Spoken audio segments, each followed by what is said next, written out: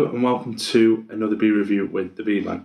Today I bring you a beer from Nerdbrewing, who are based in Malmo in Sweden. This is Classcast. This is an imperial milk stout with caramel and tonka beans, coming at 10.2%.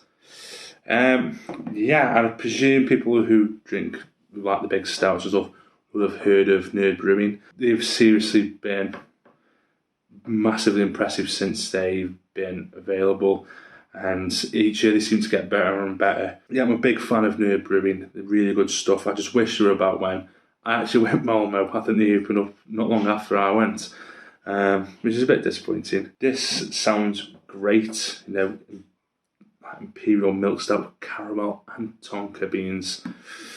Yeah, tonka beans are a bit of an acquired taste. They're very nice, but if they're overdone, it can be minging.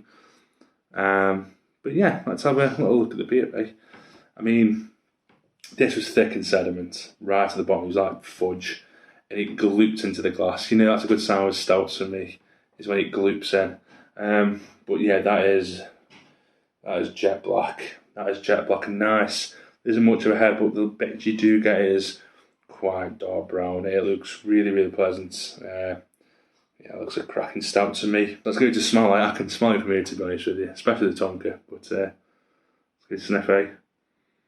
Yeah, that tonka is so strong. If you don't know what tonka is, it's basically vanilla on steroids. If it's too much, you can smell like soap and taste like soap, so you have to be careful. Yeah, that tonka's dominating, but I do definitely get caramel, 100%. Bit of fudginess in there, chocolate, but it's definitely the overwhelming smell is the tonka. And it smells really good, to be honest. So let's not waste any time. Let's have a go, eh? Cheers.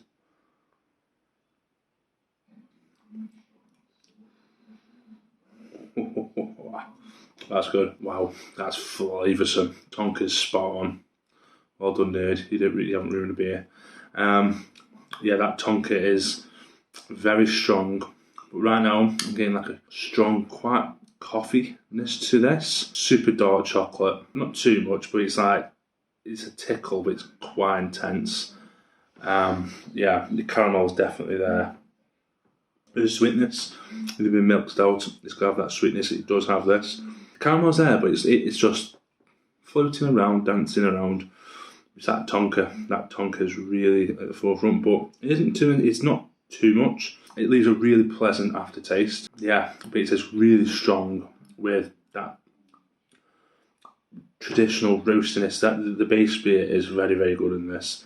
And that's the problem with a lot of pastry stouts. The base beer isn't good enough to withstand all the sweetness. And if you're having a stout, you want the stoutiness to the beer. This definitely has that.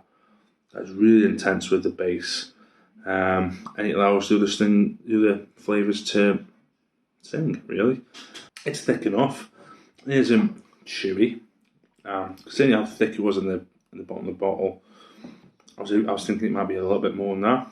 But it's perfectly fine. It's enough to coat the tongue and allow the flavours to develop. And if it does that, you won't get a quabble with me over that.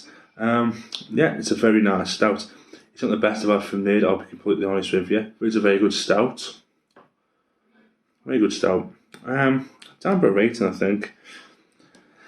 And instantly, it's back to 4.25 for me. Yeah, I think that's where it is. I think it's a very, very good stout. I'd recommend it, and yeah, it's a very good stout.